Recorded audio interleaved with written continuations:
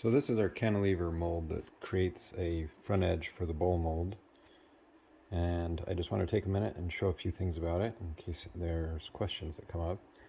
So this is designed to sit out in front. The actual bowl mold will sit back with about 1.5 inch gap here, and then a traditional form up would be just to put the rest of the form up to it.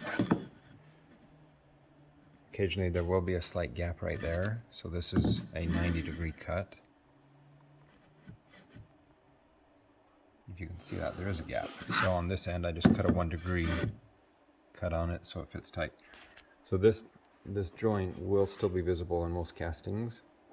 If that's a concern and you're not going to be polishing the front of the concrete to get rid of the seam, sometimes people can take a piece of formica or thin plexiglass and just run a piece of plexiglass over this whole form and just scribe it to this. That way it will completely cover over this with a nice seamless flat front.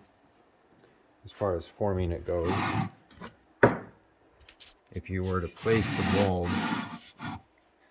tight against the front, there is a gap here, and so some may think that the geometry is wrong and it's not going to contour.